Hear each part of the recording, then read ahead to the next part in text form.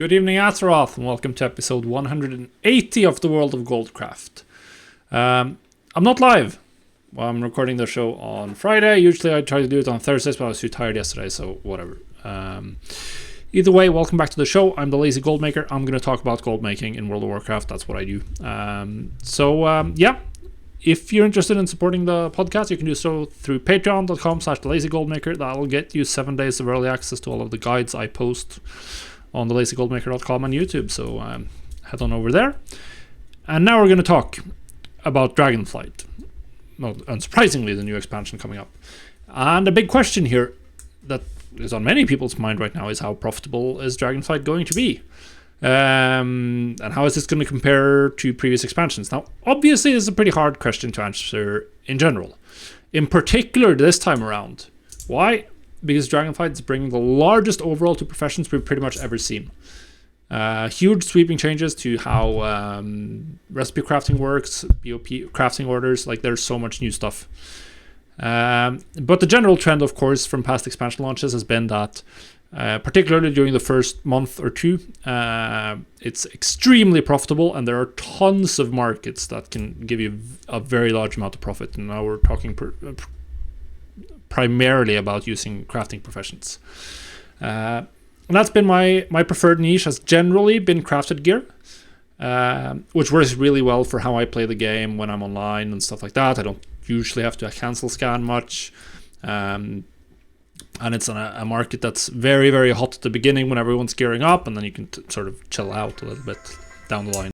So yeah, as I said, Dragonflight launch changes everything.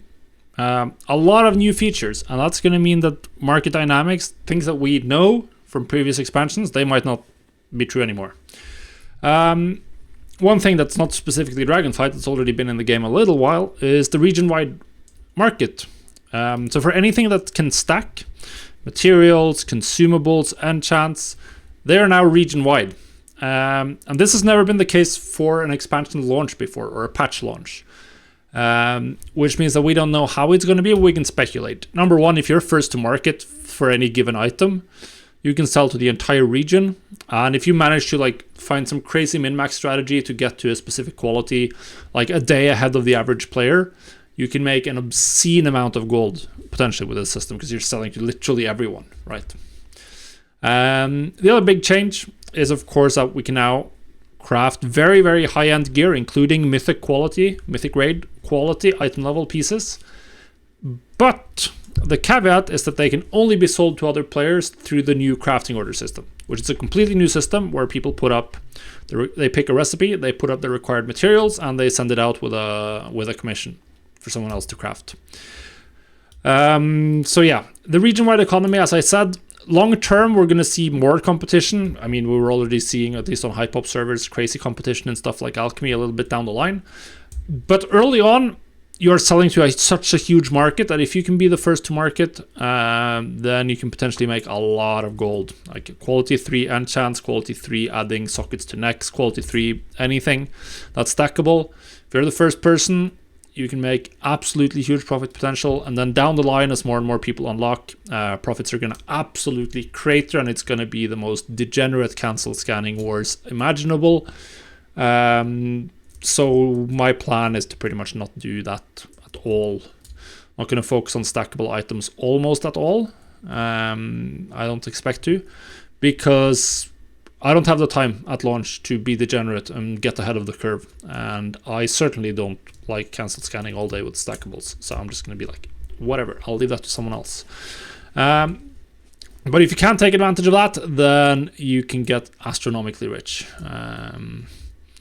It's going to be a short-term window, but it's going to be potentially very, very profitable. There's a bunch of different niches. There's flasks, potions, intermediate materials, gems, enchants, so many different items that you can specialize in, and all of them potentially very profitable. Gear crafting, that has been the name of the game in Shadowlands for anyone who's been using professions. Legendaries, the most gold-making favored system I think we've ever seen. I've never made as much gold with professions ever as I have in Shadowlands. I started Shadowlands with 1 million on Draenor. I end Shadowlands with more than 60 million on that server. and I don't even play that hard. Yeah, that was profitable expansion. This time around, we get to craft full mythic gear, essentially, from crafting. Obviously, that's going to have demand. That's not a question at all. People are definitely going to want to use crafting orders to buy mythic gear when they can. But the crafting is limited by players' ability to generate the BOP materials that they need to have, the sparks of imagination and primal chaos. I believe sparks of imagination come from various endgame activities. I'm not sure about primal chaos. And then you also have the infusions to get to absolutely to mythic level, which is even another point on top of that. But yeah, there's going to be demand for sure. The question is also like, how are people going to care about quality? How will they value slightly higher quality, like quality 4, quality 5? That's a big difference. That's 3 item level. Might be a lot of extra gold, or maybe recrafting an item multiple times to get there. How are they going to value that in terms of crafting orders? That's going to be very, very hard to say. And of course, the people who want the item, they have to set the price with the crafting order. Probably going to be some more trade chat negotiations. Generally, the recipes for armor and weapons look really, really strong. There's like pre-embellished armors, stuff with unique effects for every armor profession in the game that look pretty strong. Obviously, I haven't looked at sims there's a huge number of classes that will have to look at sims and figure out which of these embellished effects are stronger. I'm assuming some of them are going to be very, very strong. There's also some you can add with optional reagents. So whatever turns out to be the best ones, people are going to be hunting for those for sure. And those are the recipes you definitely want to max out, but we don't know which recipes that's going to be yet. What's interesting, we also have a lot of intermediate materials, but this time around there's no value to them as a crafter, because for using them for max rank, like for gear crafting, then the person buying the item has to supply all the materials for their crafting order. So like you can't provide those for yourself. You'll have to sell those on the auction house if you want to, which is interesting. Like the intermediate materials, getting quality 3 is actually pretty hard for some of them. Like intermediate alloys, you have to rely on inspiration to get them. So that could potentially be profitable for quite a while, but you have to sell those on the auction house to people looking to buy the finished item. So yeah, the demand is going to be very, very high for quality 3 intermediate materials, for instance. Now, crafting orders, the entire system, how does it work? Well, you can complete 30 public ones per day. You just go up to the craft ordering NPC, you open the public orders, you look through the ones you can craft, and you click one, and then you get the gold and you craft the item for them. I'm not sure about the recharge rate. I think it was something about recharging 10 per day or whatever. It doesn't really matter what the exact number is going to be. If you want to max out your profession, you're very strongly incentivized to just do orders early on. Because to get from skill 50 to skill 100, you need to do 50, at least craft 50 items.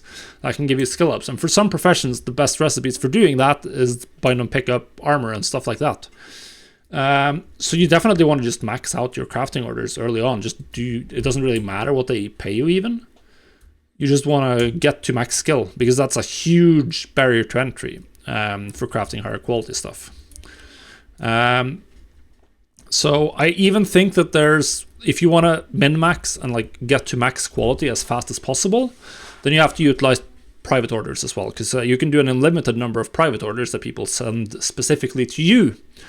And that's where I expect the real money to be. But I'm also expecting that hardcore crafters will be paying people early on to send them crafting orders to max out and be like, I'll provide all the materials, you provide the sparks of inspiration and the primal chaos, just send me a crafting order for whatever epic gear recipes you've unlocked, and just do that until you max out skill.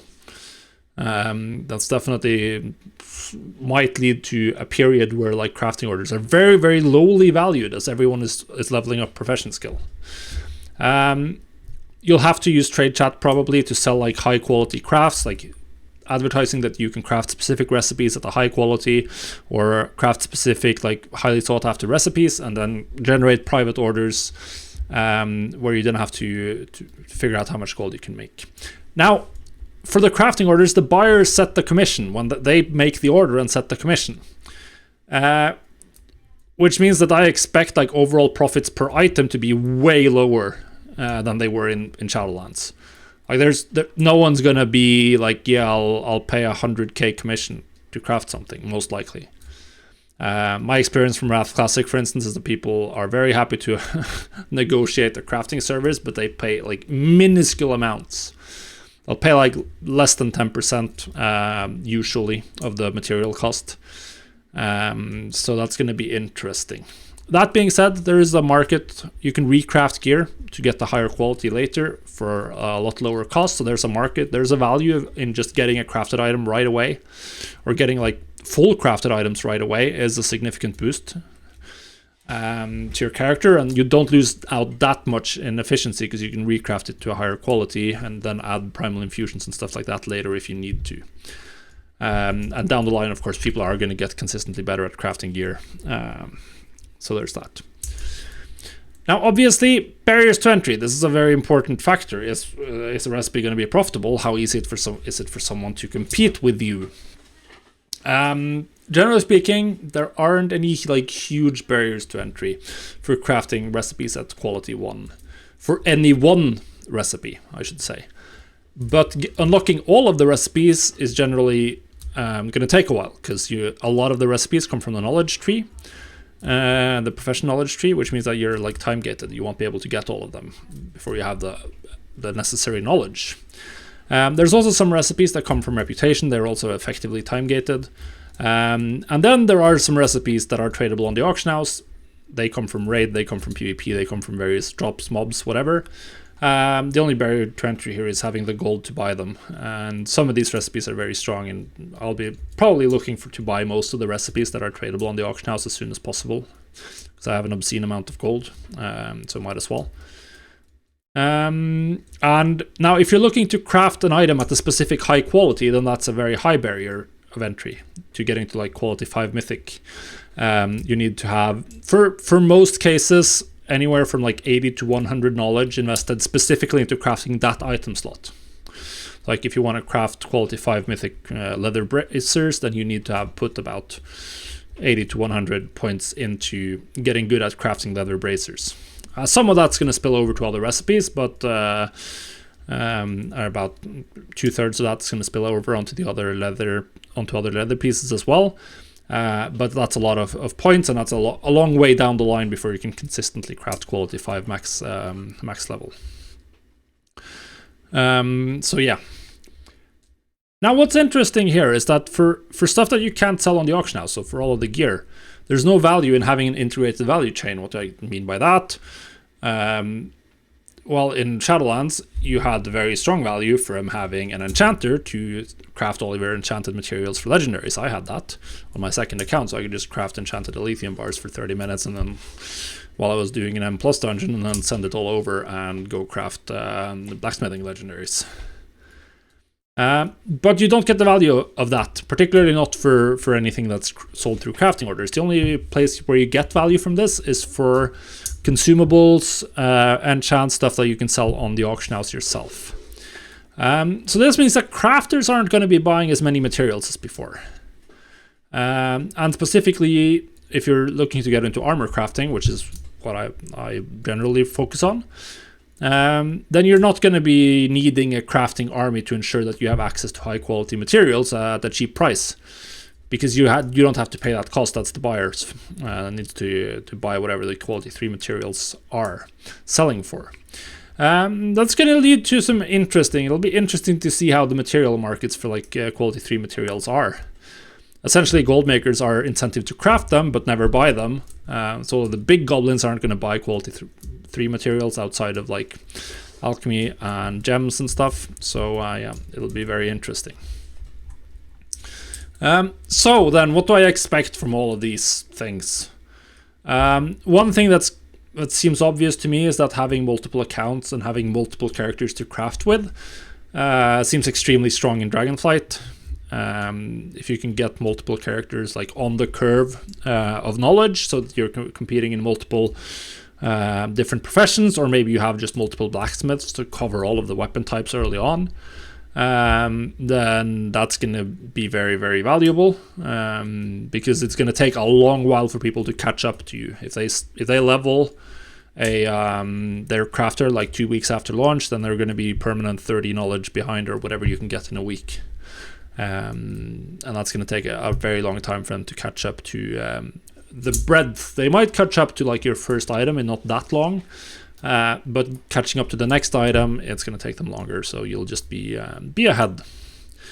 If you're first to market, particularly for stackable items, then I think the sky's the limit. So like for very, very hardcore gold makers, people who like putting like an incredible amount of effort in very early on, I think they're in a position to make more gold than they've ever done. I think this overall, the system, particularly with for tradable items, or for items that are sold as commodities on the auction house, so they're region wide, that entire market favors like super hardcore players to a very, very massive degree, which is why I'm not planning to engage much with it at all. I just don't have the time. I do not expect that I will have the time to get into that in time, but we'll see. My general plan is to level 4 characters, like I have 2 accounts, 2 at a time, and then 2 at a time, so I can get all 4 professions into Dragonflight systems as soon as possible. That all being said, there's also, with the new systems and so many different ways to go with knowledge points, with specializations, with profession skills, profession equipment, there's going to be a ton of new niches that we haven't even thought about yet. There's going to be new ways of thinking about gold making, new ways to approach the market completely. I think that succeeding in Dragonflight is not going to be similar to succeeding in Shadowlands or BFA. Shadowlands even already had very different dynamics compared to BFA and previous expansions, because the major value was now moved into legendaries. That was the biggest value system in the game, and leatherworking, for instance, which covers the largest amount of classes, had by far the most expensive materials. So it'll be which had never been the case in previous expansions, and now we're getting like massive overhauls to the entire profession system. So it's going to be very exciting to see how it plays out. I think this is going to favor people who are flexible, people who can identify trends early on. I can theory craft all I want, but I've been wrong in the past. I've been right in the past. I'm not going to rely on like my analysis right now to point in the right direction. I'm going to just pay attention to prices, maybe even hoard knowledge for a little while, until we start seeing something that has more demand. We'll definitely have to wait for PvE guides to come out for people to like, this is the optimal way to gear in Dragonflight. Then we can start targeting like what the guide writers are suggesting and selling to the players who are going to be reading those guides. I'll definitely be getting every profession to max. That's going to be what I focus on, and then putting my knowledge towards whatever seems to be the best approach. Once we're at launch, pretty much is when we can decide what a good approach to each profession is going to be. I might level some duplicates for some professions. Like I'm thinking about having like an extra blacksmith that I specifically only get to like 80 knowledge, which is enough to consistently and then stack inspiration and craft what are they called, the alloys. So I'm thinking about doing that for some of the intermediate materials. I think that can be a strong niche long term, but you're competing for sales against the entire region, so it's going to be very hard to see.